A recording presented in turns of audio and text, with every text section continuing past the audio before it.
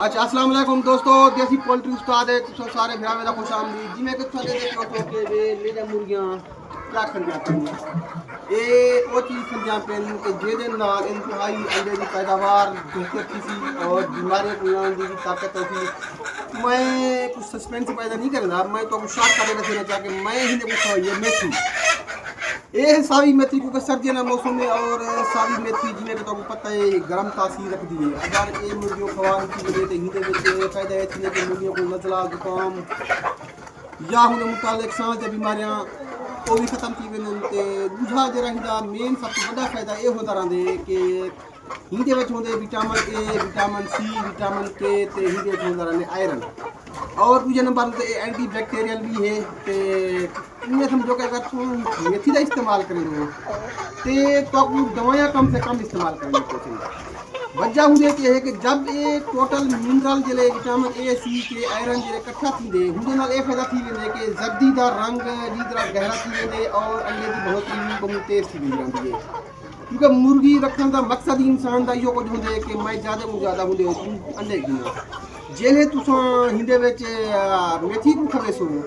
एक देसी तौर के आसान है और सस्ता है। हम देखो मैं 100 रुपए की तकरीबन घेने आपको 3 किलो दे उम्मीद काफ़ी है भला ये कुछ ना कुछ मुर्गियां बचा सके सी।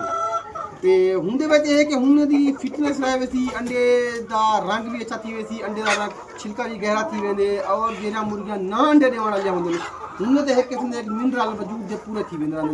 और अंडा ज़्यादा को ज़्यादा तादाद दे। अगर तुम चाहो कि सारी मुर्गी अंडे ज़्यादा देवे तो कोशिश की करो कि दूसरे तीसरे चौथे करे हुने को एक दफ़ा मेथी खवा की करो और मेथी भी सावी खासकर सर्दी में मेथी वैसे भी सस्ती थी पी होंगी है जो तुम वो करे तो तुम भला होंगे बाद मुर्गियों की रिजल्ट दिखाए मुर्गियां तो बिल्कुल एक्टिव होते सेहतमंद रहते और अंडे भी इंतहाई तेज बेचन। दूजे नंबर ते मेथी खवाने एक हाजमा बेहतरीन थी दे जेले हिंदे हाजमा बेहतरीन थी दे इनका मकसद है कि हिंदे आंदे जी सर्कुलेशन है वो भी अच्छी थी वेंदी है और जेले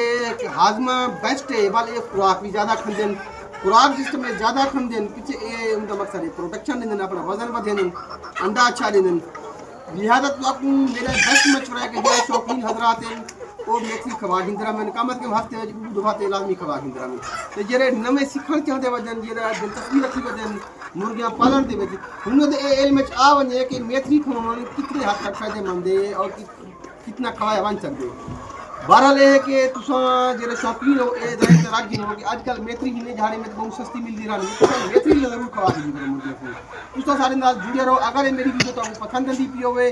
अगर मेरा व्लॉग तुमको पसंद आता पे हो तो मेहरबानी करें लाइक कमेंट में जरूर दे के वजह क्योंकि लाइक कमेंट नाल ही मेरी हौसला अफजाई थी है और लाइक कमेंट नाल ही तुसा वायरल करे सलाम थी सारे दोस्तों।